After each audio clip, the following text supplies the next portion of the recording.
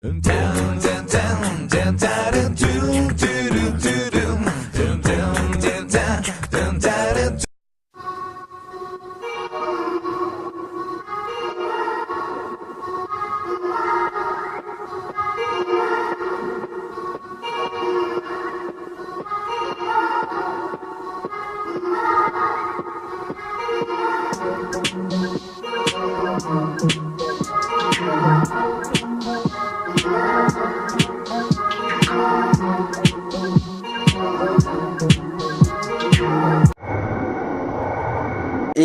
mes études l'année prochaine. Donc le travail que je vais fournir sur YouTube, ça va éventuellement me servir donc pour l'année prochaine pour mes écoles de 3D, et ainsi que le travail que je vais fournir donc pour mes études l'année prochaine, ça peut me servir aussi sur YouTube. Troisièmement aussi, j'intègre quand même une école payante, et mon école est pas payante. Non, putain, je suis trop con. Et mon école est gratuite. Je suis trop con. Faut savoir que troisièmement, l'école que j'intègre, elle est payante, donc elle est pas gratuite malheureusement. Et j'aimerais donc que le travail que je fournisse à YouTube me rapporte un petit quelque chose, que ce soit un petit boulot d'été.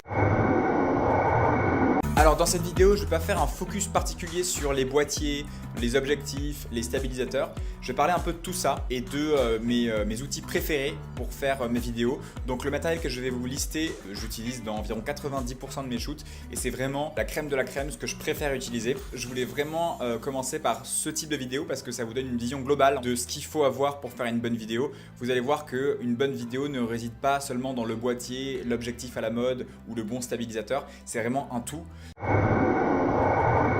Bonjour, je suis Anne du blog lamécaniquepourlesfilles.com et je vais vous montrer aujourd'hui comment changer un filtre à air sur une Fiat Punto. Il est recommandé de changer le filtre à air une fois par an ou tous les 20 000 km. Vous pouvez même le changer plus souvent si vous avez l'habitude de rouler sur des routes poussiéreuses ou en ville.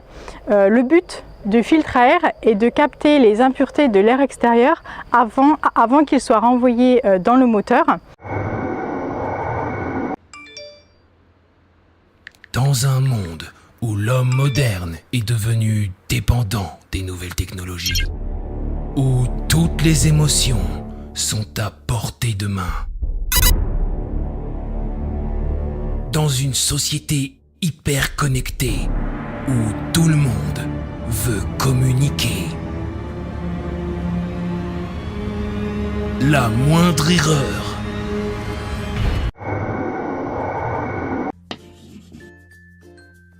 Freinet participe à la Première Guerre mondiale où il est blessé par balle au poumon, ce qui va laisser des séquelles. C'est cool qu'il soit pas mort. Après sa convalescence, il aura un poste d'instituteur et entre sa condition physique qui lui permet pas de faire du magistral et son intérêt pour l'éducation, il va repenser l'école. C'est pas la classe ça? Faut comprendre qu'avec l'horreur de la guerre et la soumission aveugle à une hiérarchie militaire, il cherchera à développer une pédagogie à l'opposé de ce qu'il a subi. On peut comprendre. En plus de sa réflexion pédagogique qui va nourrir à travers des rencontres, notamment dans le milieu de l'éducation nouvelle, prépare, hop, on est parti. On va se faire un petit empannage, une fois de plus, le dernier. Pour faire cap sur le port, on va faire j'ai prévu un long bord comme d'hab. Donc on est parti. Donc en premier lieu, je prépare mon écoute de l'autre côté pour la récupérer après. Je commence à choquer celle-ci. Hop. Je vais déguster pour vous le champagne brut cuvée Art Déco du champagne Collet situé à Haï. Le nez est assez flatteur, on a une belle persistance aromatique, une petite note pâtisserie, une pointe beurrée et aussi une petite pointe un peu de noisette grillée qui est très flatteuse. En bouche, l'équilibre est superbe, la bulle est très fine, ça apporte juste la mâche qu'il faut pour avoir un vin sans avoir l'agressivité.